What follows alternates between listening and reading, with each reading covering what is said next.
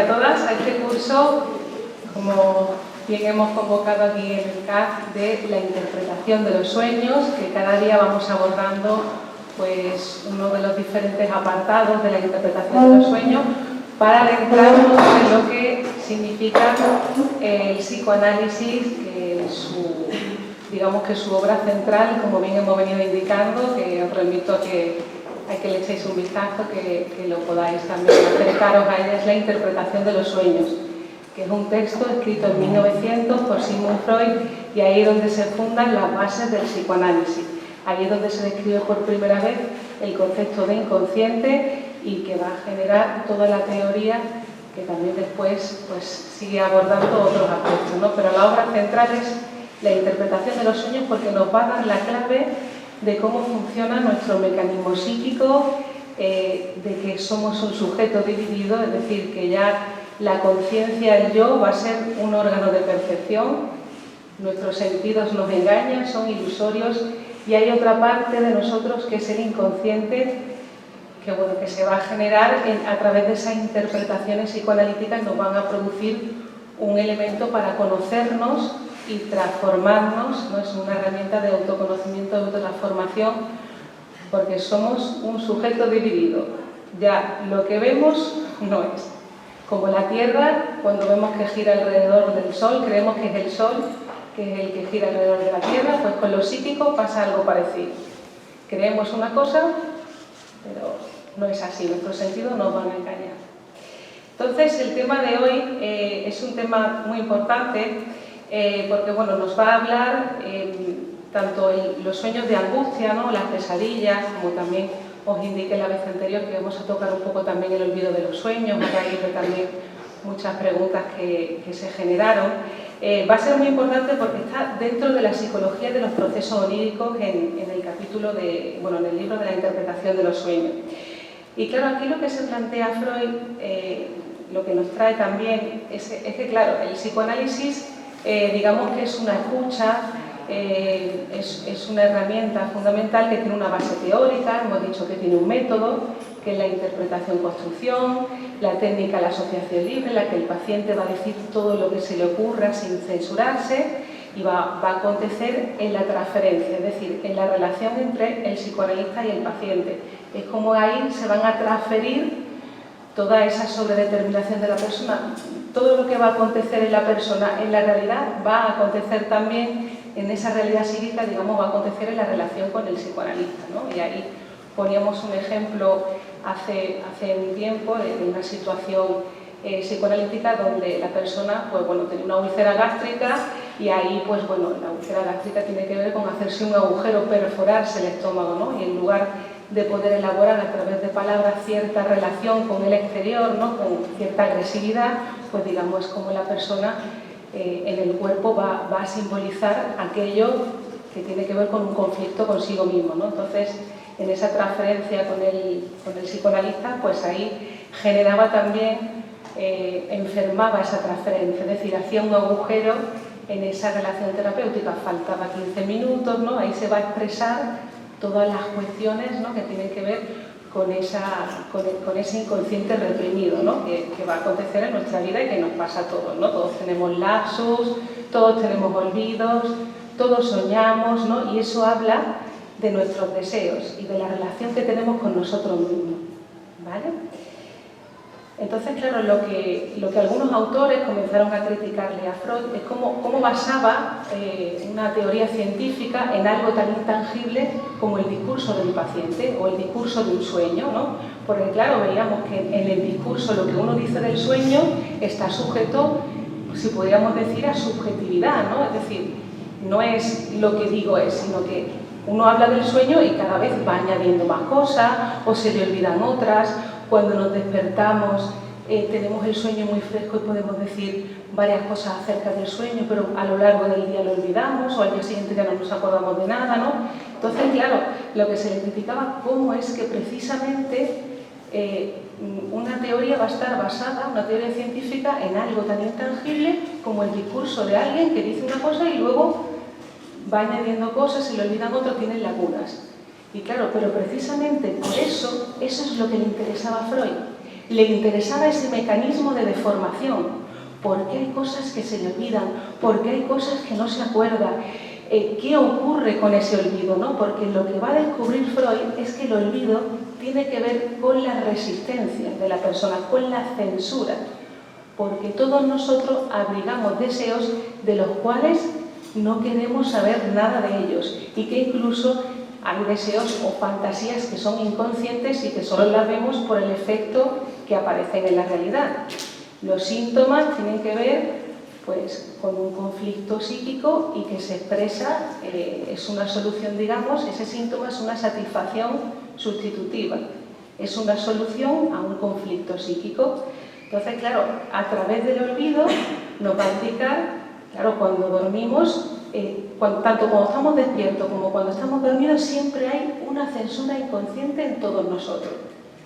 Y vimos que, claro, la censura forma parte también de nuestra relación social, ¿no? Por así decirlo, la consciente, ¿no? Hablamos con una persona y hay cosas que no voy a decir aunque las piense, ¿no? Porque no está bien, ¿no? Hay cosas que uno se tiene que callar para poder convivir con los otros. Pero eso también pasa a nivel interno. Hay también una voz que acallamos dentro de nosotros, si podemos llamarlo así, no es exactamente así, pero hay algo en nosotros que se acalla porque hay una censura inconsciente. Y esos deseos son deseos que están muy reprimidos en nosotros y que forman parte de esa, digamos, de esa evolución que tiene que ver con los deseos infantiles, ¿no? Que son los primitivos, los deseos prohibidos, los egoístas, ¿no? que digamos que en la sociedad se tienen que reprimir para que podamos vivir con otras personas, ¿no? Hay deseos que están muy reprimidos en nosotros, pero que tienen una fuerza muy intensa.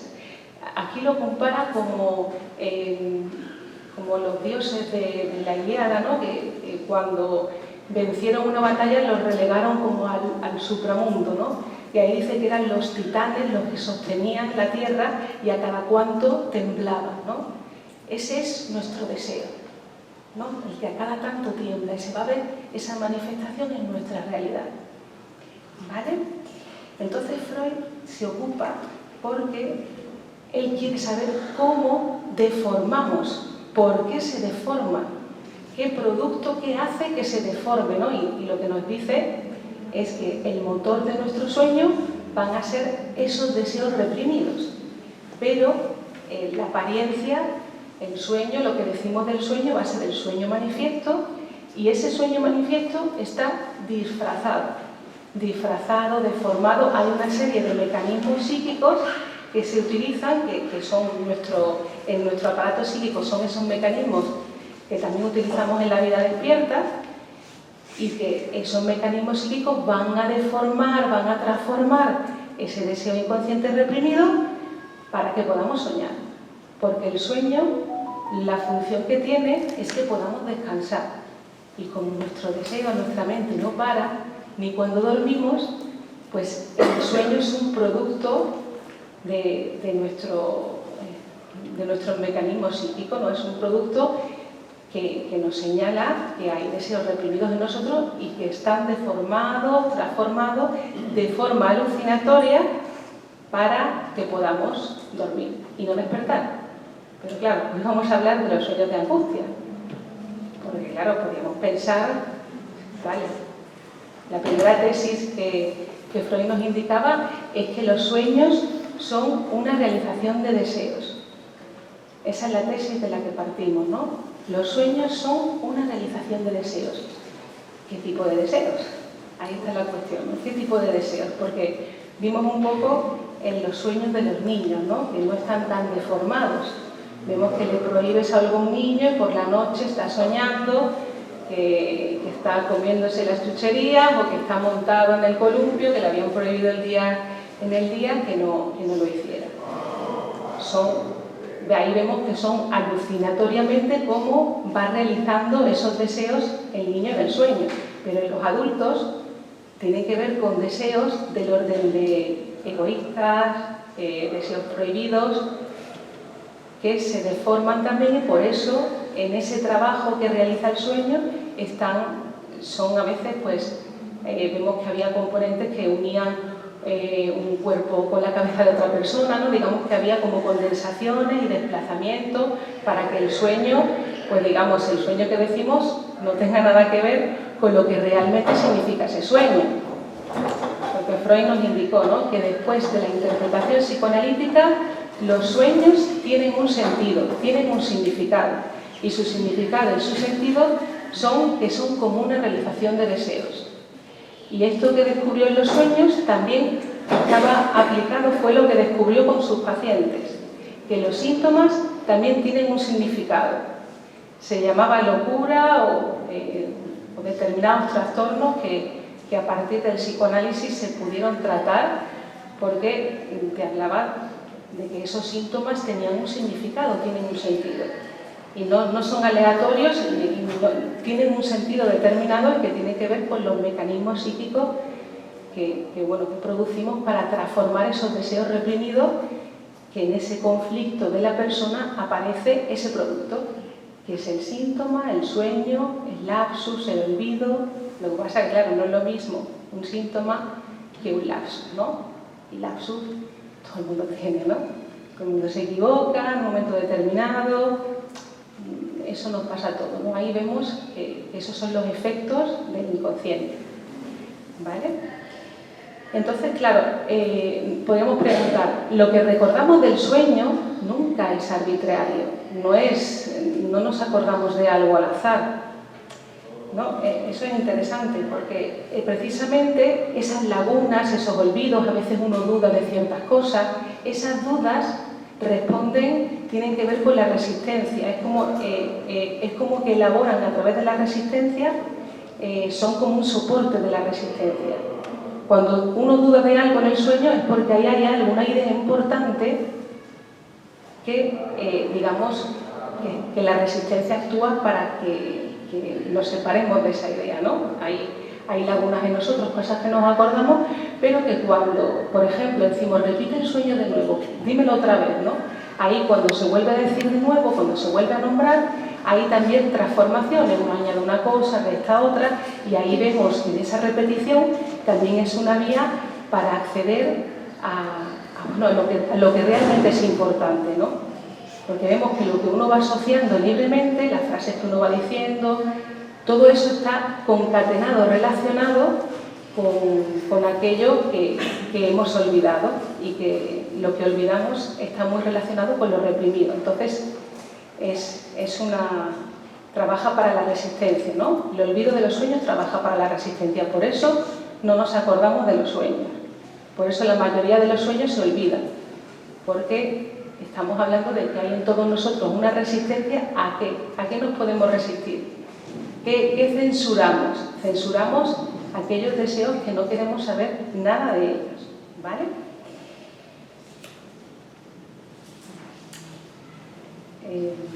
Y claro, también en los olvidos también hay una hostilidad, ¿no?, que también nos habla. Claro, esto lo podemos ver también en un ejemplo de la vida cotidiana, ¿no? Imaginaros que es mi cumpleaños y mi pareja se le olvida, ¿no? Pues uno se enfada, uno inconscientemente sabe, hay cosas que uno sabemos pero no sabemos, ¿no? Es decir, si a alguien se le olvida algo, es como una agresión. Te lo tomas como un agravio que te han hecho. ¿Cómo se puede olvidar mi cumpleaños? No es tan importante para esta persona, ¿no? Es que a través de nuestros pequeños actos de la vida cotidiana hablamos de nuestras hostilidades, de nuestros celos, de nuestra envidia. Ahí se va a manifestar la verdad, ¿no? Por eso que, ay, perdón, ha sido sin querer. Ha sido sin querer, vale, pero ahí tú has mostrado tu verdad, tus tendencias verdaderas, ¿no? Digo una frase en lugar de... había un ejemplo que ponía también en Freud, ¿no?, de que iban a abrir la Cámara de los Diputados y iba a ser una sesión difícil, y en lugar de decir abrimos la sesión, el encargado de coordinar dijo se levanta la sesión, ¿no? Claro, ahí mostraba ese deseo de que terminara, ¿no? Digamos que hablamos con nuestros actos, con nuestro cuerpo, y se capta, ¿no? Si uno sabe escucharlo, se puede captar ciertas cosas que claro, que conscientemente uno rechaza, ¿no? Por eso el psicoanálisis también te pone en el centro de la cuestión, ¿no? Porque te hace sujeto de tu deseo, de tu vida, ¿no? Te hace responsable de lo que acontece a tu alrededor. Ya no es Manolito, Pepita, dicho, sino que es uno cómo se relaciona consigo mismo, y cuando hablas de otros también estoy hablando de mí, ¿no? ¿Qué pasa conmigo, no? ¿Cuál es mi deseo ahí, no? Y vamos a ver que hay diferentes tendencias. Para mi conciencia puede haber un rechazo, ese deseo, pero para mi parte inconsciente no, tiende a manifestarse, ¿no? Por eso a veces hay esos conflictos psíquicos y aparece pues, ese producto del lapsus, del olvido, o los síntomas, ¿no? Hablan de esa complejidad que hay en todos nosotros y ese conflicto entre nuestros sistemas psíquicos, ¿no? Que tiene que ver eso con el inconsciente, la conciencia y el preconsciente. Claro, entonces el olvido de los sueños es por la censura. Y claro, está motivado por esos mismos mecanismos que en la vida despierta. Olvidamos las cosas no por casualidad, no cualquier persona olvida cualquier cosa. En los olvidos no es porque estoy cansado, no es porque es casualidad, siempre está en juego nuestro deseo. No vamos a olvidar cualquier cosa que no sea importante para nosotros. Siempre va a haber algo, estamos implicados en todo lo que nos pasa. Y los olvidos hablan de nosotros. Y también me parecía interesante, a raíz de una persona que preguntó el otro día, el fenómeno del déjà vu, ¿no? que me preguntaste, ¿no? Y he traído un ejemplo porque me parecía interesante, porque también de alguna manera habla del olvido. ¿Pero de qué olvido estamos hablando, no? Porque claro, son situaciones en las que uno experimenta algunos momentos de haber vivido aquello de haber vivido aquello en lo que una habitación, algo que entra, o a ver, como que si sintiera que eso ya lo ha vivido alguna vez, ¿no? Como si presintiera y dice, uy, yo esto parece que ya lo he vivido, yo parece que ya he estado aquí, ¿no? Y claro, realmente esa sensación es como si en realidad fuera un juicio de reconocimiento, ¿no? Como si uno reconociera esa situación. Y claro, nos dice que claro, nunca vamos a lograr recordar lo que queremos, ¿no? Entonces se ha considerado incluso que es como la presencia de una anterior vida psíquica, ¿no? Yo parece que esto ya lo he vivido, yo ya he estado aquí, yo ya he estado en una vida pasada, etcétera, ¿no? Claro, es muy interesante cómo Freud nos lo expone, porque nos dice que, claro, que tenemos que tener en cuenta las manifestaciones de esa situación de déjà vu que acompañan a ese fenómeno, y también las condiciones que favorecen ese fenómeno. Es decir, no es en una situación cualquiera, es una situación determinada que tiene alrededor diferentes manifestaciones y accesorios, ¿no? Porque claro, hay procesos psíquicos que son los únicos responsables para una explicación del déjà vu, y son las fantasías inconscientes. Las fantasías inconscientes nos van a explicar los déjà vu, y vamos a ir qué significa eso. Porque claro, no podemos decir que es una ilusión, ¿no? La sensación de haber vivido una cosa, realmente hemos vivido eso, pero desplazado. Hemos visto en los sueños como un mecanismo psíquico es el desplazamiento. Sueño que se ha muerto mi sobrino y lloro, o sea, no lloro, estoy feliz, ¿no? Cuando debería estar llorando. Y estoy súper contenta en el sueño, y me extraño, ¿cómo puedo estar contenta en esa situación? Es un desplazamiento, realmente el deseo es encontrarme con mi amado. Si se muere mi sobrino, mi amado va a estar en esa escena, y en mi sueño he utilizado la muerte de mi sobrino para expresar un deseo amoroso, reprimido en mí, hacia una persona de la que estoy muy enamorada, ¿no? Y ahí es el desplazamiento. Pues en el déjà vu igual, hay un desplazamiento. ¿De qué cuestión? Son fantasías inconscientes. Y os he traído un ejemplo muy interesante de una señora de 37 años que dice que afirmaba recordar clarísimamente que cuando tenía 12 años había hecho una visita a unas amigas, unas condiscípulas, ¿no? Unas compañeras de clase que vivían en el campo. Entonces, al entrar ella en la casa de estas niñas, experimentó la sensación de haber estado allí otra vez. Y al entrar en las habitaciones también le pasó, ¿no? Es como que dijo que el panorama que veía detrás de la ventana le era familiar, que eso ya lo había vivido, ¿no? Estaba segura. Pero claro, sus padres le indicaron, le confirmaron que era imposible, que nunca había estado allí. Entonces, ella ahí veía como si eso fuera una señal como profética, ¿no?, de la importancia que tenían esas amigas para ella, ¿no? Pero claro, ahí Freud no era una paciente de Freud, le dijo, vamos a ver las circunstancias que trajeron esa situación de déjà vu. Y nos dice que cuando fue a visitarlas, había el único hermano que tenían esas amigas, estaba muy enfermo. Entonces, al comprobar su aspecto, ella pensó que no tardaría mucho en morirse.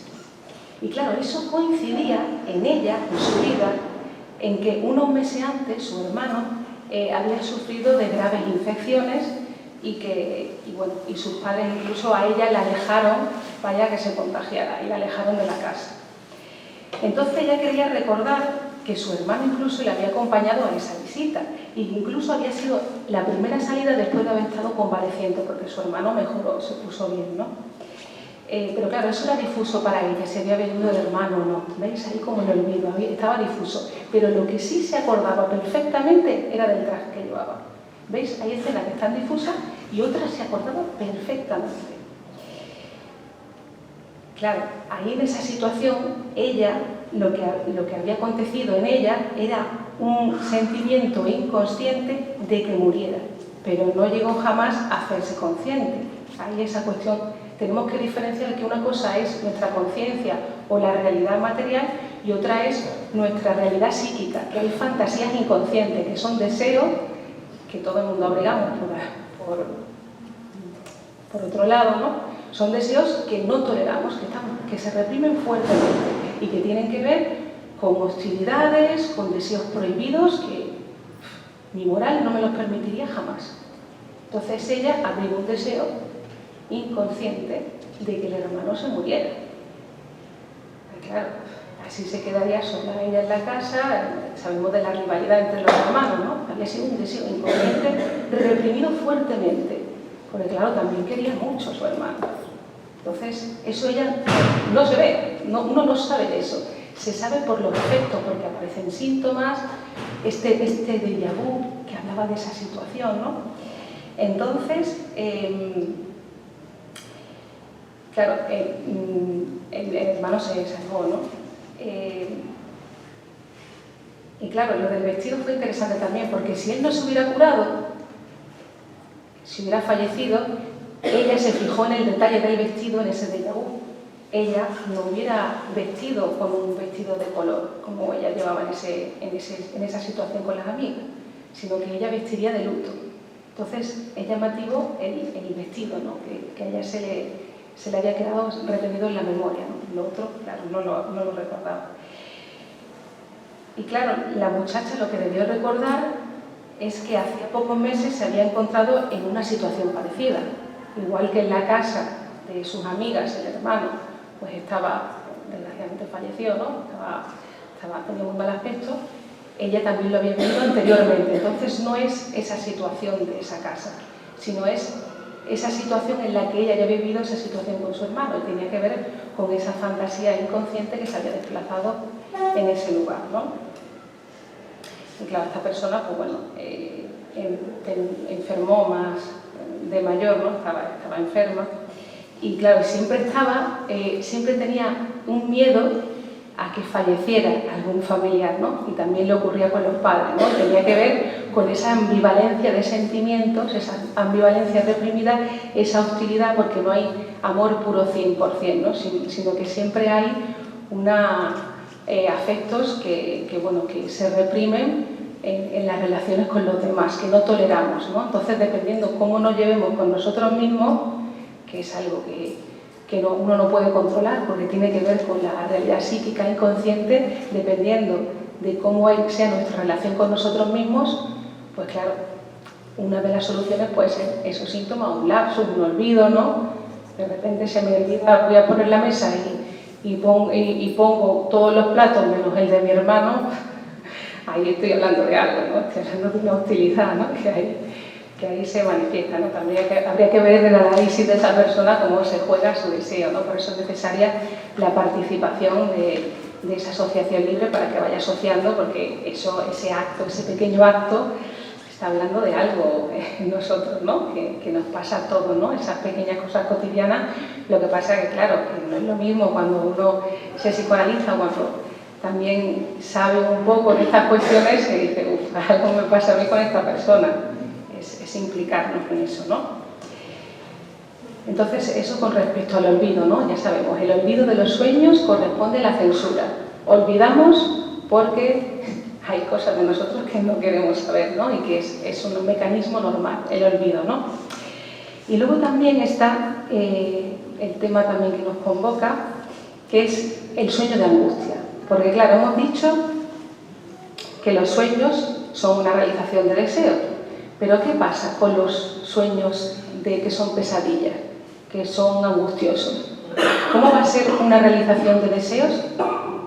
Algo que me despierta o que me angustia, ¿no? Porque ya Freud indicó, ¿no?, que cuando él puso su tesis, ¿no?, de que los sueños son una realización de deseos, vinieron muchos pacientes, muchas personas diciendo, ¿cómo va a ser una realización de deseos? Y había un amigo, es muy curioso esto, porque había un amigo que era abogado, ¿no?, y que había estado con él en el colegio, y que le dice, pero ¿cómo va a ser que sea una realización de deseos que yo pierda todos mis pleitos? Era abogado, ¿no? Y claro, realmente era una realización de deseos, porque si él soñaba eso, su amigo que había sido rival, ¿no?, durante un tiempo en el colegio, pues no tendría la razón, ¿no? Y le fastidiaría, sería como una venganza, ¿no? Entonces, ahí en los sueños que le contaban también veíamos cómo estaba también en juego pues esa relación con él, ¿no? Y cómo ahí se ven las venganzas, las hostilidades, ¿no?, los deseos, cómo se ponen en juego.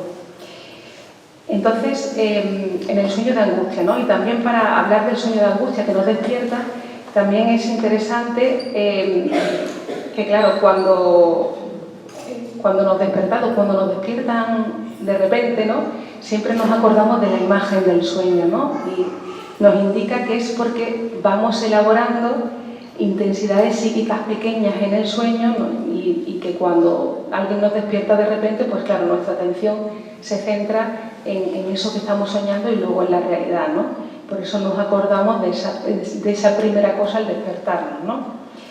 Entonces, claro, también es interesante que puede haber ciertas interrupciones nocturnas, ¿no? Cuando dormimos, muchas veces vemos también el sueño de la nodriza, ¿no? El sueño del que era el molino, ¿no?, el molinero, y que cuando se paraba el molino se despertaba, ¿no? Hay como como si uno estuviera en un duermevela, ¿no? Y la mujer que atiende a su hijo, por ejemplo, enfermo, y que cuando tose se despierta, ¿no? Es como, pero luego sigue soñando, ¿no? Es como una cosa que está incluida en el sueño. Cuando hay un insecto, uno hace así y luego sigue durmiendo, ¿no?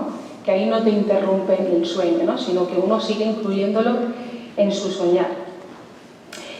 Pero claro, los deseos inconscientes se hallan siempre en actividad, ¿no?, que hemos dicho que son el motor de nuestro sueño, los deseos inconscientes reprimidos, y son indestructibles.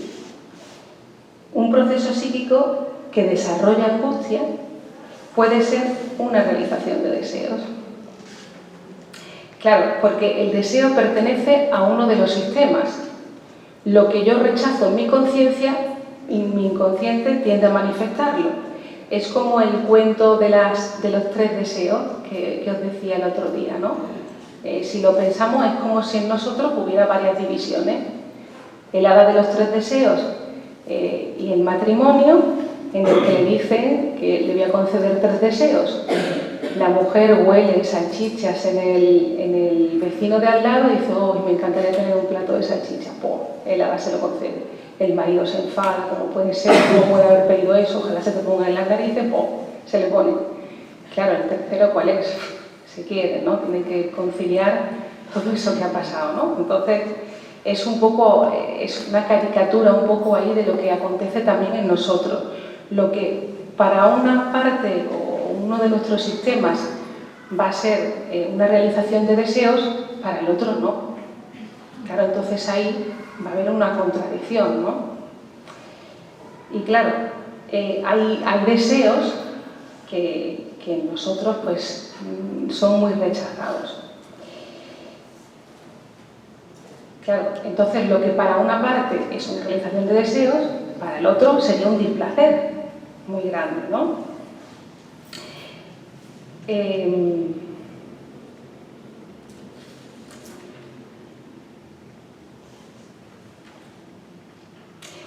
Claro, y es interesante porque en nosotros estamos como compuestos, parece que estamos compuestos por dos personas, ¿no? Y dependiendo de cómo nos llevemos con esos sistemas, pues pueden aparecer síntomas o la angustia, ¿no? Que es el tema en cuestión, ¿no? Que las pesadillas, no es que la pesadilla me haya generado angustia, sino que la pesadilla en sí tiene que ver con la angustia de la persona. Cuando uno tiene pesadillas, sueños recurrentes, en el que uno se despierta y está alterado, ¿no? Angustiado, tiene que ver con la angustia de la persona. No es el sueño, que lo he cenado más por la noche y por eso he tenido una pesadilla, ¿no? Tiene que ver con el soñante, tiene que ver con la persona que sueña, y esa persona es un sujeto angustiado, tiene angustia. Y claro, los síntomas indican que esos ambos sistemas, el inconsciente y el consciente, están en conflicto, y dichos síntomas constituyen una transacción, es como una resolución. Y esto es como si, imaginaros que hay, es un ejemplo un poco tosco así, pero para que lo entendamos, ¿no? Que alguien tiene deseos de matar a alguien y hay otra fuerza irrefrenable que dice que no, que no. Entonces, ¿qué ocurre con esas dos fuerzas? Que se paraliza el brazo. Entonces, hay una parálisis braquial que habla de un deseo, una intención, un deseo inconsciente reprimido como de matar a alguien, y otro que te frena. Entonces es como un síntoma que tiene que ver con esa función, con frenarte el brazo, ¿no? Hay una parálisis en el brazo y corresponde a un deseo reprimido, a fantasías reprimidas, como esa persona, digamos, que escenifica, resuelve esos conflictos psíquicos, que tiene que ver con diferentes estructuras clínicas, ¿no? Por ejemplo, la histeria tiene que ver con que a nivel funcional pues hay parálisis que a nivel biológico no tienen explicación. Te dicen que es estrés, y a saber qué es eso. Y tiene que ver con una elaboración por vía somática, una conversión de ese conflicto en la persona, que no puede elaborar de manera simbólica algo que tiene que ver con algo intolerable. Le dicen una frase que no rechaza, y en lugar de poder elaborarla se le paraliza la cara porque es como si le hubieran dado una bofetada, ¿no? Este es el mecanismo de conversión en la histeria. Pues luego también está la estructura psicosomática, ¿no? En la manera de responder cada persona a acontecimientos, ¿no? O te dicen una frase y te ruborizan, ¿no? Ahí se ve, por ejemplo, en nuestra manera fisiológica cómo reaccionamos, ¿no? El cuerpo nos habla, y Freud nos dijo que los síntomas hablan de nuestra verdad, ¿no? De lo que nos pasa. Entonces, por ejemplo, en la agorafobia, la persona es incapaz de andar por la calle, ¿no? Y podemos suprimir el síntoma obligándola a que salga a la calle. Pero claro, ese mismo acto de obligarla le va a producir angustia. Pero entonces se presentará ese ataque de angustia igual que cuando ese ataque de angustia se ha padecido en la calle motivado por la agorafobia, ¿no? Entonces vemos que ahí pues no es la calle en sí, ¿no? Sino que es la persona, ¿no? El síntoma se crea para evitar la angustia, ¿vale? Es como si encapsularas, ahí miedoso a ir a la calle, lo encapsulas y ahí ya no sientes angustia, está encapsulado ahí, ¿no? Para que veamos esta cuestión de los sueños de angustia, ¿no? Es muy interesante, he traído dos ejemplos. Porque claro, la angustia tiene que ver, hemos dicho, con deseos reprimidos que uno no quiere saber nada de ellos. La angustia es un conflicto, es una resolución a conflictos psíquicos que tienen que ver con deseos reprimidos, ¿no? Y os he traído un ejemplo de un hombre de 27 años que estaba gravemente enfermo desde hace años y entre los 11 y los 13 años tuvo el siguiente sueño. Fijaros qué interesante, dice que un hombre le perseguía con un hacha. Quiere correr, pero se halla como paralizado y no puede moverse. Claro, también es un ejemplo de un sueño de angustia, ¿no? También muy típico, por así decirlo, ¿no? Que muchas veces se ha soñado que alguien te persigue con pistolas, con hachas, etcétera, ¿no? Que es un sueño que la mayoría pues los hemos tenido, ¿no? O nos ha pasado alguna vez. Claro, en el análisis, cuando va asociando libremente este paciente, ¿no? Porque cuando trae el sueño el paciente, le dice, trae el sueño manifiesto, ¿no? Que es una idea condensada. Le dice, hable usted todo lo que se le ocurra. Va asociando ideas hasta construir el sueño latente, que es ya como el árbol con todas las ideas de lo que le ha pasado en el día, de lo que relaciona, de lo que asocia, y ahí se va generando para... el psicoanalista va a elaborar, digamos que a reconstruir ese proceso desde el deseo inconsciente hasta el sueño manifiesto, y a través de las interpretaciones digamos que se va a poder interpretar los deseos inconscientes de esa persona, ¿no? Entonces, él va asociando y dice que un hombre le persigue con el hacha y él dice, recuerdo el sujeto que su tío fue atacado una vez en la calle por un individuo sospechoso, dice, y deduce de esta ocurrencia que en los días inmediatos al sueño debe de oír relatar algo parecido, ¿no? Eso es lo que se le viene, ¿no? Con el hacha asocia que debió herirse alguna vez con algo semejante. Y luego dice, pasa a continuación, dice, se acuerda de las relaciones con su hermano. Se le viene a la mente la relación con su hermano, al que solía maltratar y despreciar. Y recuerda que un día le tiró una bota a la cabeza y le hizo mucha sangre. Y su madre le dice que le da miedo que una de esas lo vaya a matar a su hermano, ¿no? Después en él surge el recuerdo, a sus 9 años, donde sus padres habían llegado tarde a casa y fingiendo él estar dormido pudo observar una escena, digamos, sexual entre los padres. Él se hizo el dormido y ahí vinieron los padres más tarde y él miraba, escuchaba, ¿no? Entonces, él había establecido una analogía entre esas relaciones de sus padres y la relación violenta con su hermano menor. Claro, esta cuestión es interesante porque en las etapas sexuales del niño, ¿no? En la evolución de las etapas sexuales, ellos elaboran sus teorías acerca de dónde vienen los niños, ¿no? Entonces, dependiendo de la etapa en la que se encuentren, pues ellos tienen unas teorías de dónde vienen los niños, ¿no? Y lo vemos en los cuentos, ¿no? Vemos el cuento del lobo que se traga a Caperucita y luego le abren la tripa, ¿no? Y eso tiene que ver con que creen que es porque es algo que ingieren, luego lo expulsan por el ano, le abren la barriga, ¿no? Vemos que ahí ellos se elaboran, aunque tú le expliques no lo pueden entender, es como que no lo pueden articular. Dependiendo de la etapa en la que estén, ellos van elaborando y construyendo esa pregunta fundamental, que todos nos lo hemos preguntado alguna vez, ¿de dónde vienen los niños?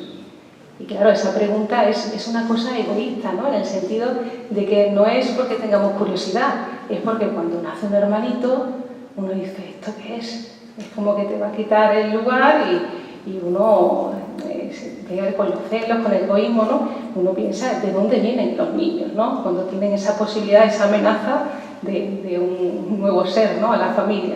Entonces ahí ellos van elaborando, dependiendo de la situación, la etapa en la que estén, pues ellos van elaborando. Claro, no importa que no le explique, no le puede dar una explicación y llenarle la cabeza de cosas, porque no lo van a entender. Tal vez uno tiene que escuchar a que le sugiere, que si preguntan es porque ya tienen ellos una teoría elaborada, ¿no? Entonces hay una etapa en la que los niños, si ven por casualidad el comercio sexual con los padres o lo imaginan por algo que han visto, ellos toman esa situación porque no la pueden entender, aún no saben lo que es el coito, no saben muchas cosas, no pueden articular muchas cosas de la reproducción humana, que no es hasta la pubertad, que ya uno puede articularlo todo. Ahí ellos creen que eso es como algo sádico, tienen una concepción sádica, como algo violento. Y claro, si luego ven fluidos en la cama, ellos lo interpretan como que es como una especie de violencia, ¿no? Entonces, claro, lo que repetía con el hermano era como esa cuestión de como una violencia, ¿no? Que tenía que ver con esa escena que él había presenciado y que le había impactado, ¿no? Había sido una cosa para él impactante y que trasladaba en esa relación con el hermano, ¿no? Y que tenía que ver con esa situación. Claro, y esa angustia que él tenía en el sueño, estamos hablando de este hombre de 27 años, tenía que ver con una excitación sexual no dominada por su comprensión y que era rechazada, ¿vale? Y claro, además por el tema de referirse a los padres era sentida como angustia. Son deseos muy rechazados en nosotros, que tienen que ver con toda la cuestión reprimida, sobre todo a esos primeros amores que son los incestuosos, ¿no?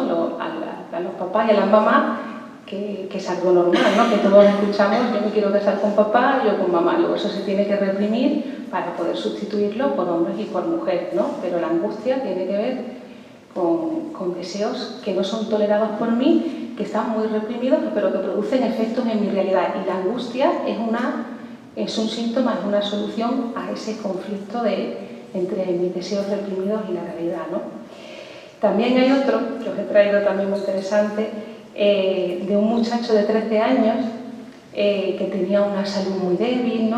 Y que padecía angustia, insomnio, no podía dormir, y que una vez por semana pues tenía un ataque de angustia con alucinaciones. Y claro, las alucinaciones que tenía eran: ya eres nuestro, ya te hemos cogido, ¿no? Esa es la frase que el niño decía, ¿no? Y él olía como a pez y azufre y se sentía arder. Y luego recobraba la voz y decía: no, no, a mí no, yo no he hecho nada. Oh, no, no lo haré más. Y otra decía: Alberto no ha hecho eso. Esos son sus terrores, sus pesadillas, ¿no? Días anteriores, él se negó a desnudarse, alegando que el fuego no llegaba hasta él, sino cuando estaba desnudo, ¿no? Decía. Entre sueños y sueños, pues bueno, ya los padres se preocuparon, ¿no? Y bueno, lo enviaron a un lugar de campo, como tranquilo, ¿no? Como para que se recuperara, ¿no? Y claro, cuando ya pasó esa época, ya a los 15 años, pues el niño, pues bueno, ya acudió, ¿no? al psicoanalista, ¿no? Y ahí, pues bueno, lo que se infirió de esa situación es que el niño se masturbaba en sus primeros años y probablemente había sido amenazado si continuaba así, ¿no? Decía: niño, no te toques, ¿no? Y esa frase de no lo haré más, Alberto, ¿no? Esas frases que decían correspondían a esas escenas, ¿no? A esos deseos, ¿no?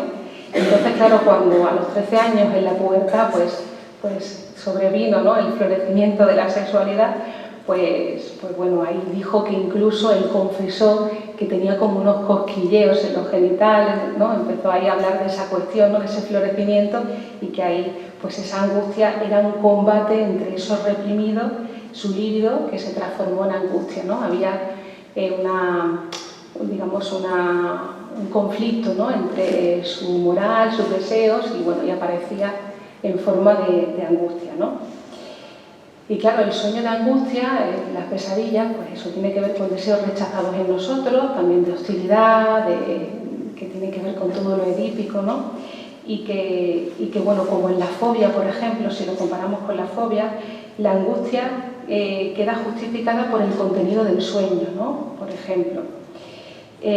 Pero claro, no queda justificada por el contenido del sueño, ¿no? Igual que la fobia, igual que a lo mejor no tenemos por qué tener miedo a acercarnos a una ventana, no corresponde a la ventana, pues en el sueño igual no corresponde a ese hombre con el hacha, eso significa otra cosa, ¿no? Y que igual que en la fobia, pues el hecho de acercarnos a una ventana, un ascensor, un perro, no es exactamente a eso lo que nos produce ese miedo, es un encapsulamiento, ¿no? de un conflicto interno, ¿no? que es para encapsular esa angustia que acontece en la persona, ¿no? Claro, la angustia está soldada y unida a esa representación, pero no tiene que ver con esa representación, no tiene que ver ni con el perro, ni con el hombre del hacha, ni con el ascensor, ni con los espacios abiertos, tiene que ver con un miedo interno, ¿no? a un deseo que uno rechaza. Entonces ahí aparece esa situación de angustia y las pesadillas, ¿no?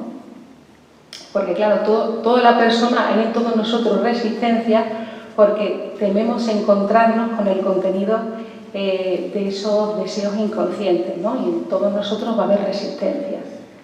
Por eso también el olvido de los sueños, ¿no? Hay resistencias en nosotros a no toparnos con eso de lo cual no queremos saber nada.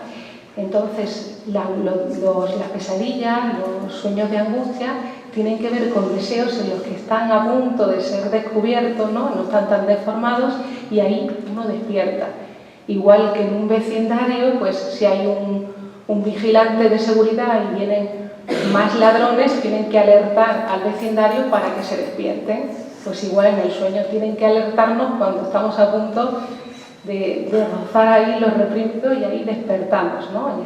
Es igual que ocurre con el vigilante en el barrio, ¿no? En la barriada. Y esa es la cuestión. Y bueno, si os parece que preguntéis o que comentéis algo, porque me parece que hay mucha información para tanto. Estáis muy calladitos y no quiero acaparar mucho. Sí, mira, por aquí. Empezamos por aquí, seguimos por aquí y luego seguimos por aquí, ¿vale? Una vez que eres consciente de tus sueños, si son sueños pesadillas o sueños de este tipo, ¿qué puedes hacer? ¿Hay algo que podamos hacer para que esos sueños no ocurran, para quitarnos esos sueños de medio? Uno, cuando empieza su tratamiento psicoanalítico, digamos que en esas interpretaciones hay otra solución ya diferente, ¿no? Porque la interpretación le permite a uno conciliarse con esos deseos reprimidos. No es que se hagan consciente y uno sea consciente de ello, porque el inconsciente no aparece en la conciencia, no es algo que uno tenga que buscar o que aparezca en la conciencia. El inconsciente, digamos, es la interpretación psicoanalítica.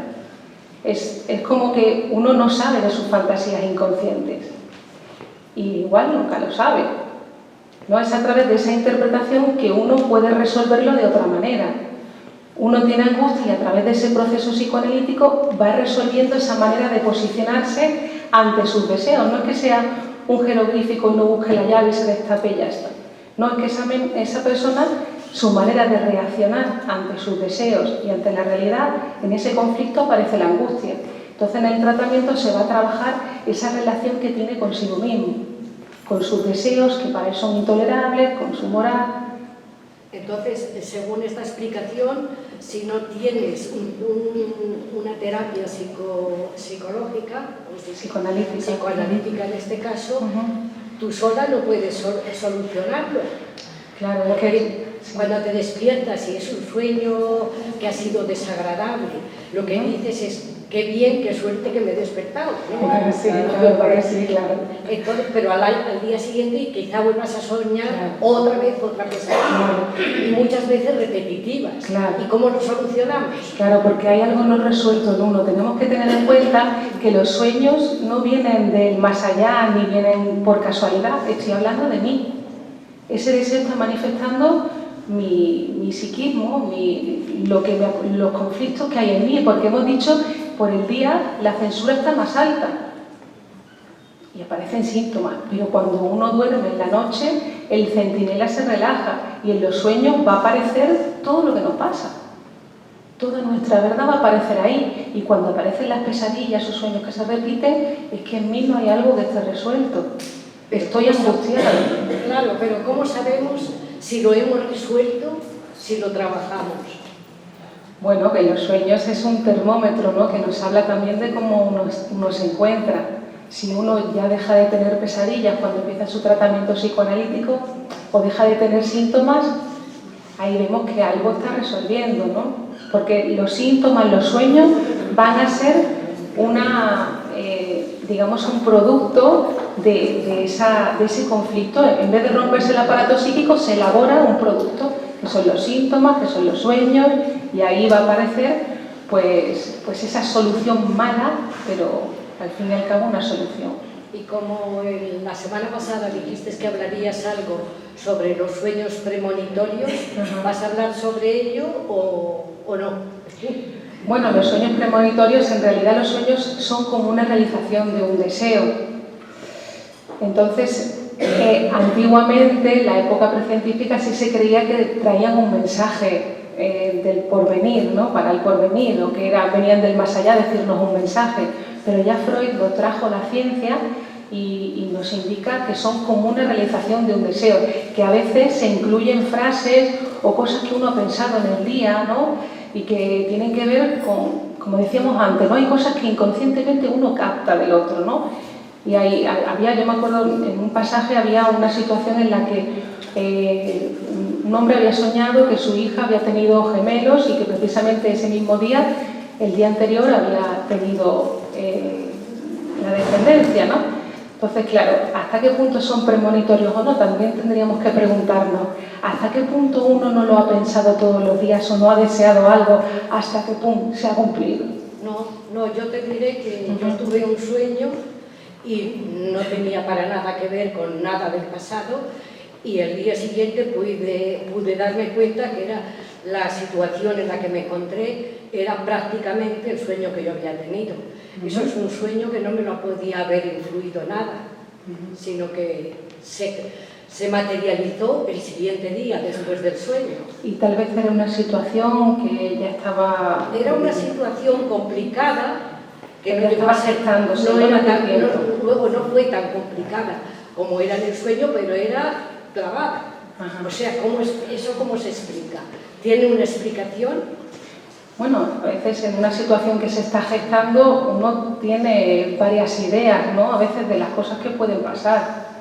Y digamos que el sueño lo que utiliza es el material del día anterior. No, pero en este caso sería el material del día siguiente. Claro. Sí, pero que si yo le preguntara, seguro que eso que había pasado correspondía a algo que también usted le ha podido pensar en un momento determinado. Alguna opción que a lo mejor esa situación que se estaba gestando en ese momento podía ser una vía para... Pero olvidándose de mi sueño, en general, ¿hay una explicación para los sueños premonitorios? El psicoanálisis nos dice que los sueños son realizaciones de deseos. Entonces, no importa el material que usen. Ahí uno no está expresando realmente eso que va a pasar, sino que hay otra cuestión también en juego en uno, en ese sueño. El sueño se interpreta después de esa elaboración psicoanalítica, pero hemos dicho que hay una diferencia entre el sueño manifiesto y el sueño latente. Uno trae esa frase, he soñado esto, pero dentro de ese sueño hay otra interpretación.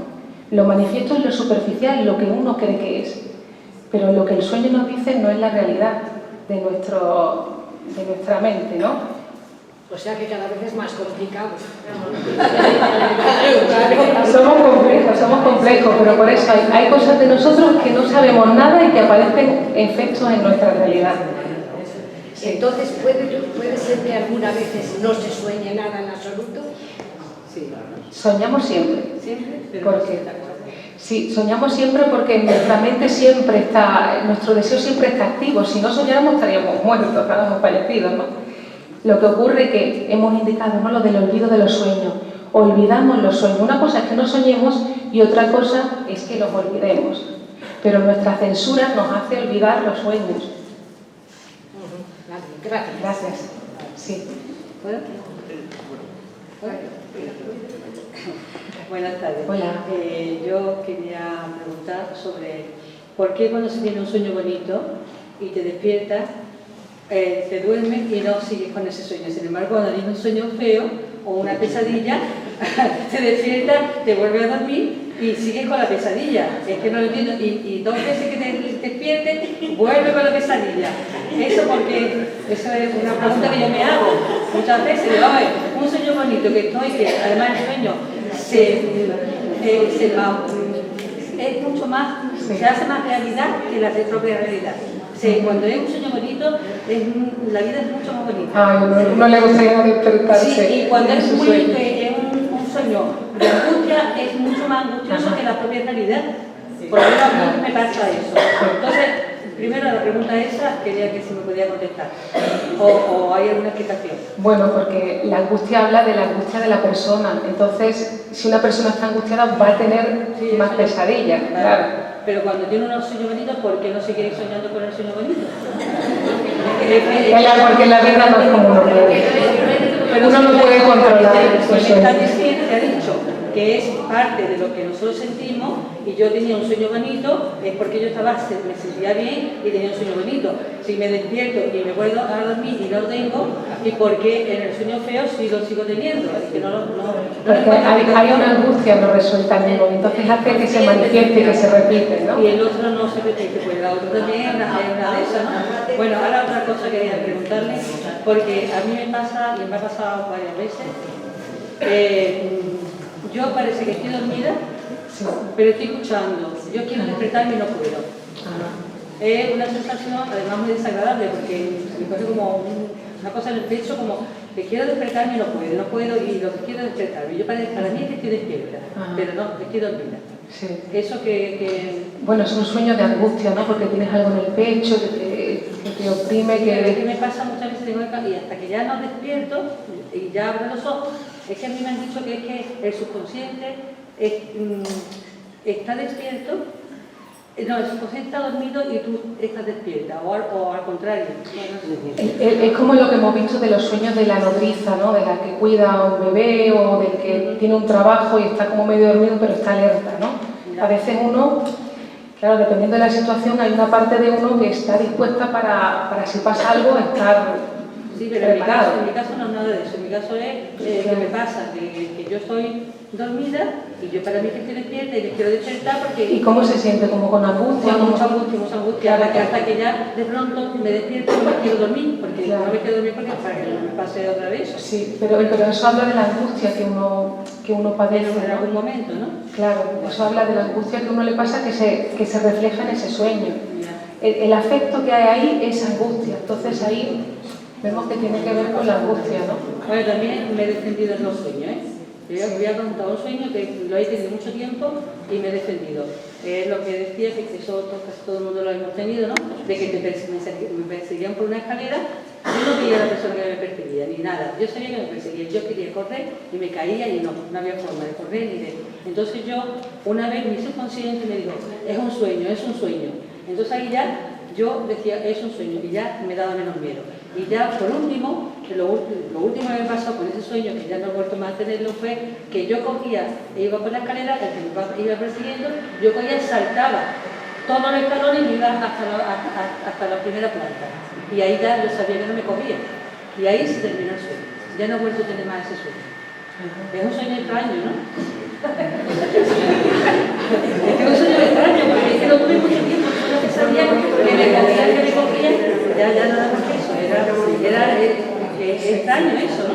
Sí. Que muchos me decían, es un sueño, entonces ya no tenía tanto miedo, pero después ya lo solucioné dando saltos. Yo saltaba todos los escalones y me... Tal vez había algo que se solucionó también en su vida, porque si vemos la historia de la persona, todos esos sueños tienen que ver con la historia de la persona. Ahí hablamos, pero de manera disfrazada, como si fuera una clave, ¿no? Hablamos como en clave de cosas que no... Ahí te lo sabes lo que te dice del subconsciente, porque como me dijo, es un sueño, entonces ya no me daba tanto miedo. Pero eso es para no despertar. Cuando dice, es solamente un sueño, es para que puedas descansar, porque el sueño es el guardián del reposo. Y una vez se dice esas frases en el sueño para no despertar, para seguir durmiendo. Porque el sueño nos va a guardar para que podamos dormir, para que podamos descansar. Eso sería eso, pero vaya, ya después dejé de tenerlo. Sí, ¿no? Yo salté la escalera. Yo hubo algo que se resolvió en su vida. Sí, se resolvió. Venga. Muy bien. Gracias, ¿eh? Sí, buenas tardes. Para mí es muy importante, si tiene explicación, lo que voy a preguntar. Yo, un hermano mío murió muy joven. Yo soy la que le sigue, la segunda en edad. Ahora soy la mayor de los hermanos, claro, murió era el mayor. Entonces, he soñado nada más que una vez, pero ese sueño no se me olvida ni un detalle. Mi hermano venía por la calle donde vivíamos, la calle abajo. Él como se ponía así, estaba gordito, tenía mucho buche, y con su cigarro en la mano porque fumaba mucho. Y lo veo de venir y yo le digo, ay, Pepe, ¿tú dónde estabas? Que creíamos que te habías muerto. pero eso lo vivía yo tan intensamente, y me dice, riéndose, dice, ¿quién te ha dicho eso? Yo estoy en el paraíso, y pronto, papá, por ese orden, papá, mamá y tú, os vais a venir conmigo. En ese orden han muerto mis padres, es decir, la siguiente sería yo.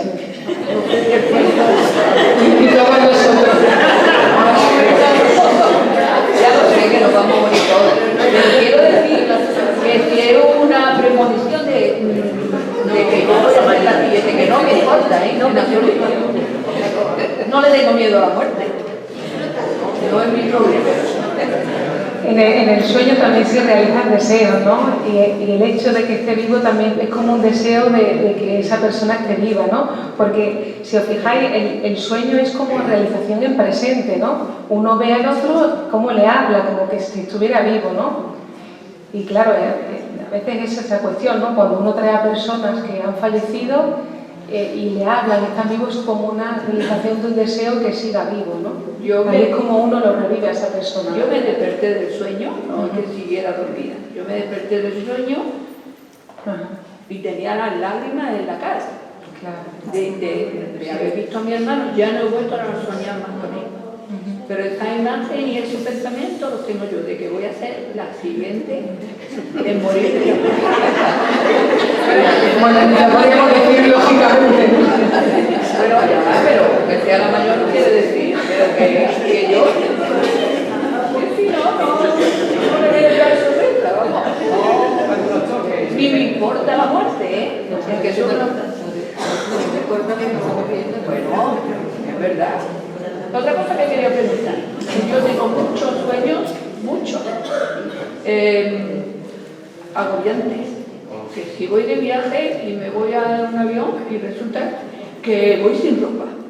Dios mío, ¿cómo voy eso sí. Otra vez, mira, hay que ver que quiero hacer esto, lo otro y nada, y no me dejan. Hay personas que me lo impiden, no avanzo. Y ese sueño va continuo, como cuando veo una película de guerra o de matar a gente, que yo sigo queriendo avanzar y dejarme todo eso atrás, y eso me atrapa a mí, me vuelve a coger. Claro, entonces, si estamos diciendo que los sueños tienen que ver con el soñante, uno tal vez tendría que preguntarse qué es lo que a uno le impide avanzar. ¿Quién o quiénes de su vida? Porque son las frases que uno también trae, ¿no? Y en el análisis va a ir desplegando que los sueños es algo que le pasa con su realidad. En esas frases, tal vez hay una situación en la que uno siente que alguien le impide o una parte de uno mismo le impide eso. Entonces, es una cuestión que uno, pues en el diván va resolviendo, ¿no? Se va haciendo sujeto agente de su vida, ¿no? Va poniendo en palabras toda esa realidad que está apareciendo en los sueños y que ahí es una señal de que algo pasa y que uno está repitiendo. Los sueños muchísimo. Pero por eso, porque habla de una circunstancia que le pasa, ¿no? Algo que uno está hablando en el sueño y que si alguien se lo puede escuchar, que es un psicoanalista, uno puede elaborar las cosas de otra manera y producir el inconsciente de esa persona que uno habla en los sueños, ¿no? No es que este sueño que me pasa, es que tiene que ver conmigo, algo me pasa a mí. No me deja avanzar. Pero por eso, porque tal vez hay algo que no la deja avanzar y que le convendría psicoanalizarse. Así que si quiere, pues aquí tenemos tarjetitas también. ¿Vale? Estupendo. Muy bien, pues... Hola. Mi pesadilla es como un familiar se muere, alguien que yo quiero muchísimo. ¿Cómo se explica esto? Si usted dijo que un sueño es un deseo realizado, esto no es un diseño, que yo no creo que es tan feliz cuando me despierto y veo que el familiar no se ha muerto que casi que había merecido la pena soñar que se ha muerto, pero ¿cómo? ¿En el sueño como sientes angustia? Sí, en el sueño estoy destruida. Sí, este sueño también... Esto el peor en la Claro. pesadilla que yo tengo. Y Sí, este sueño lo comentamos la vez anterior, ¿no? Porque hay sueños típicos que se repiten en todas las personas y hablábamos de también el sueño típico de la muerte de un familiar, ¿no? Que el que no es típico sería cuando, como la escena que hemos comentado, ¿no? De la muerte del sobrino y ella estaba feliz, porque en realidad era otra cosa. Pero sí que es cierto que en el sueño de muertes de familiares, en que uno sueña que el otro se muere o que le matan, tiene que ver con deseos no de la actualidad, sino deseos muy recónditos o de la infancia o de situaciones en las que uno alguna vez ha deseado que el otro, aunque lo queramos mucho, le pase algo. Y le pongo una situación, ¿no? Por ejemplo, en los niños pequeños, ¿no? El primer amor es la mamá. Están enamorados, es su primer amor, es una célula con la madre. Y viene el tercero, el padre, a interrumpir esa relación. Entonces ahí se va a generar, es el complejo de Edipo, ¿no? Que es lo que nos hace también civilizarnos. Va a haber una hostilidad con el padre. Entonces, a la vez que lo quiere, también lo odia. Entonces son deseos primitivos que corresponden a épocas anteriores o entre hermanos, ¿no? Los hermanos también hay celos y luego se civilizan, ¿no? Luego uno es su compañero de vida, ¿no? Y luego también quieres a tu padre, pero son deseos reprimidos que también van a aparecer en el sueño. Utilizan material del día anterior, pero también va a utilizar material infantil. Y ahí esos deseos, como he dicho, son como los titanes, son nuestro motor de nuestra vida. Claro, pero no es lo mismo matar a tu padre que hacer un cuadro de Zeus devorando a su hijo, ¿no? Es sublimar, ¿no? Toda esa cuestión, sublimar esa energía psíquica sexual infantil para ponerla al servicio del amor social, del trabajo, ¿no? Es la misma energía psíquica para pintar, para trabajar, para amar, es esa energía psíquica sublimada, ¿no? Eso es lo que nos diferencia de esa sexualidad infantil que el niño, si tuviera el cuerpo de un adulto, mataría al padre. Pasa que se civiliza, se educa, ¿no? Y luego nos hacemos seres civilizados, seres sociales, ¿no? Pues todo eso que también forma parte de la historia de la humanidad, porque cuando los primitivos querían algo, le pegaban al otro y se lo quitaban. Todo eso de la historia de la humanidad hasta la civilización, bueno, ya vemos que hay personas más civilizadas que otras, ¿no? Por eso es importante el psicoanálisis. Porque ahí esos deseos primitivos están en todos nosotros. En todos nosotros hay un primitivo en nosotros.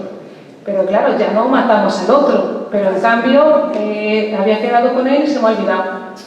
Una manera simbólica de matar al otro, ¿no? Son maneras más civilizadas, pero por eso psicoanálisis, porque lo que nos pasa, hablamos de nuestra hostilidad, de nuestro celo, nuestra envidia, nuestros deseos. Hay personas que no pueden encontrarse con nadie en lo social porque tienen, digamos, miedo a sus propios deseos, ¿no?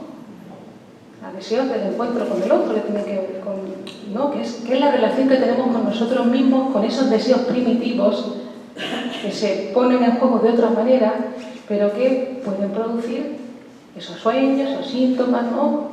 Y eso habla de cómo es nuestro proceso de humanización, porque al fin y al cabo uno renuncia a su egoísmo por amor. El papá o la mamá, uno renuncia a meterle el dedo en el ojo al hermano, porque si no tus padres no te van a querer. Renuncias a hacer cosas, dejas de ser egoísta porque quieres que tus papás te quieran, son tu sostén, tu supervivencia. Entonces vas renunciando a tu egoísmo Pero vemos, como repetimos, que luego en la actualidad cada uno, ¿no? ¿Cómo se maneja con eso? Somos egoístas, somos celosos, ¿no? Los celos tienen que ver con una cosa infantil, con ese amor a la mamá, que es única, o con mis propios deseos de infidelidad y le encaqueto al otro que está con la otra. Pero soy yo el que no tolero mis propios deseos, ¿no? Digamos que nuestra realidad psíquica es tan diferente a la realidad material que por eso es importante esta ciencia del psicoanálisis que nos ayuda, nos amplía la vista, ¿no? Nos ayuda a desinhibirnos de muchas cosas que están conectadas unas con otras, ¿no? Y que no lo entendemos, pero tiene que ver con otras cosas. Gracias. ¿Vale? Gracias. Hola, Hola, ¿qué tal? A mí yo quería preguntarte, en todos estos conflictos que tenemos cada ser humano, todos esos miedos, necesidades del conflicto en general, ¿en qué tanto por ciento nos marca el sexo, digamos, la sexualidad o esa censura o esos miedos, esas necesidades de la infancia o lo que vemos, lo que nos marca? ¿En qué tanto por ciento sería quizás una de las cosas que más conflictos nos marcaría? La sexualidad para el psicoanálisis no es solamente genital, ¿no? Porque a veces se ha criticado de pansensualismo, ¿no? Como que parece que todo está llevado a lo genital. Pero no, porque el psicoanálisis amplía ese concepto de sexualidad. Nos dice que la genitalidad está incluida dentro de la sexualidad, pero es solamente en una de las esferas de la persona. Sexual también es todo lo tocado por la palabra. Por ejemplo, comer puede ser sexual. Una persona se atiborra de comer, se atiborra en sustitución de otra cosa. Hablar, relacionarse con los otros, está puesta en nuestra sexualidad, es nuestra relación con nuestros deseos, con el exterior. Ahora, la genitalidad es una de las esferas de la persona. Es como una manera que uno tiene de relacionarse con el otro, con la construcción del hombre, la mujer en mí, la función madre, la función padre, ¿no? Digamos que la sexualidad se va construyendo. Pero claro, un síntoma sexual también te debe hablar de cuál es mi relación conmigo mismo.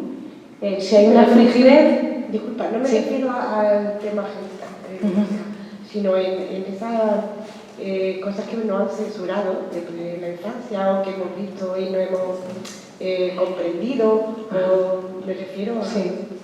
Claro, eso también es muy interesante porque Freud nos señalaba, es súper interesante porque Freud nos señalaba que no es que yo haya experimentado algo en mi infancia y por eso me pasa esto.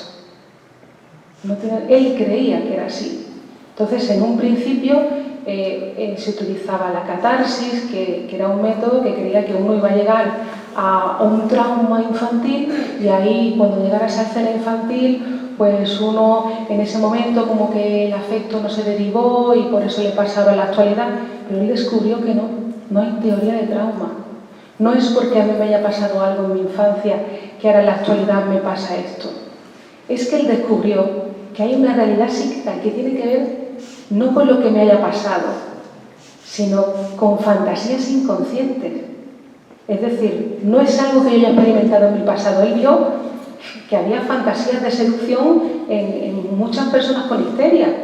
Y dijo, no puede ser, claro, que creía que todos habían vivido una experiencia sexual traumática en su vida. Pero no era así, no era así.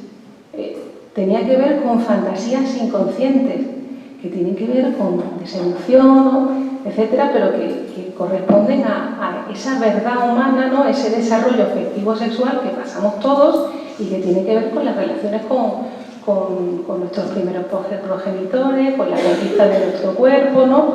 Que hay situaciones que a lo mejor producen más impacto en otros, pero no es ni siquiera lo que yo recuerdo de las cosas, es lo que yo digo de las cosas. No es buscar algo del pasado y ver qué pasó ahí. No, es lo que yo digo de las cosas. En ese sueño que nos contaba antes de que un chico soñaba y que decía eso de no te toques, no te toques, eso no puede marcar, ¿no? Pero es que nos marca a todos, eso es lo que nos dice el psicoanálisis. Es que el lenguaje es nuestro único trauma, porque son procesos, digamos, verdades universales en todos, ¿no? Y que tiene que ver con que nos tienen que ir educando, poniendo límites, la moral, ¿no? Y ahí, dependiendo cómo en cada uno se juegue eso, pues uno lo resuelve de una manera y otro de otra. Pero no hay ningún trauma concreto, ninguna experiencia concreta que universalmente a todo el mundo le vaya a pasar esta causa, este efecto.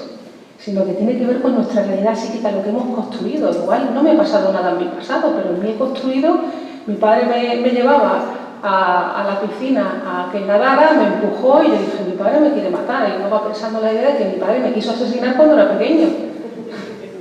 Y te empujó para que nadaras en la piscina, ¿no? Eso es lo que uno dice de las cosas. El padre que se ha construido dentro, la escena que se ha construido dentro, ¿no? Entonces, por favor, es que algo que, como te comentaba al principio, me llega mucho, ¿no? Digamos que esas personas que actúan de una forma malvada y que dice es que tiene un trauma pequeño, no es justificable. No, para nada justificable. Porque haya vivido una vida traumática. Para nada. Porque a veces se dice es que tiene un trauma de pequeño, es que es justificable. No, justifican eso para cometer lo que cometen. Porque en una misma familia te puede salir un asesino o te puede salir un abogado, un médico, es lo que uno hace con su vida. No podemos, es para no hacerse responsable de sus cosas. La ley es la ley. Si uno se la salta, es un perverso, un asesino, ¿no? Pero no es justificable ni para nada. Muchas gracias. Muy bien, gracias. Hola. Tenía una pregunta sobre los síntomas. Sí. Si vas a hablar de eso en la próxima sesión, me parece súper interesante. En tu experiencia o en los escritos de Freud, ¿hay una relación entre ciertos bloqueos o ciertos deseos y síntomas? Imagino que para cada persona es específico, claro, pero a lo mejor hay tendencias, ¿no? El rechazo o la angustia suele salir de esa manera o con tal síntoma. En cada persona se va a jugar de diferente manera, pero sí que es cierto que hay estructuras clínicas, ¿no? Pero que son mecanismos que, digamos, que en todas las personas están, pero que en unas personas están más que en otras, ¿no? Por ejemplo, en la depresión está el mecanismo de identificación, pero el mecanismo de identificación también es un mecanismo normal en todas las personas para nuestro crecimiento. Nos identificamos con otros, es como si nos introyectáramos algo de esa persona para conformar también nuestro yo, ¿no? Pero en la depresión hay como una exageración de ese mecanismo donde uno se identifica con el otro, no tolera las pérdidas, ¿no? Es como que eso que ha perdido no lo puede soportar, es como si se lo tragara. Entonces, en ese mecanismo de identificación, pues hay una depresión, entonces uno tiene autorreproches, se tacha a sí mismo de que soy inútil, soy no sé qué, cuando en realidad nuestra realidad psíquica está hablando de eso que perdió, que uno se lo ha introyectado en sí mismo, ¿no?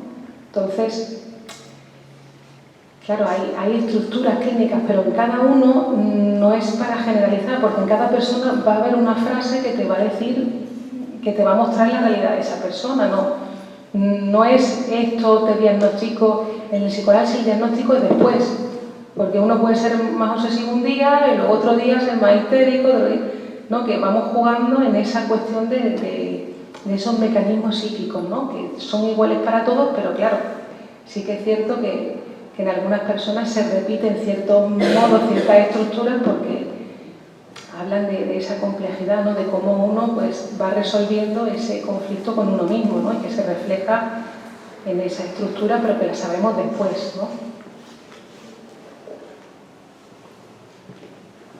Bueno, por aquí alguna pregunta más. Por aquí.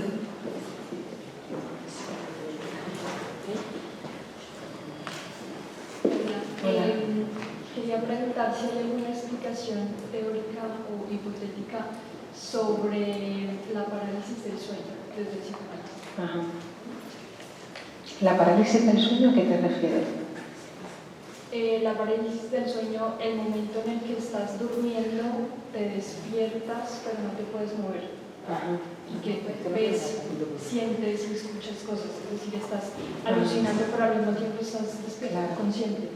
Bueno, es un sueño de angustia. También tenemos que tener en cuenta que la motilidad está cerrada, el movimiento está cerrado. Cuando uno duerme hay una parte que se cierra a realizar, por eso en la alucinación uno no realiza el acto, ¿no? Está haciéndolo en su cabeza, hay como una regresión a realizarlo en tu mente, en tu sueño, ¿no? Hay una alucinación.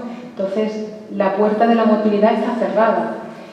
Y la parálisis, pues igual es cuando uno se despierta, que ahí no ha dado tiempo a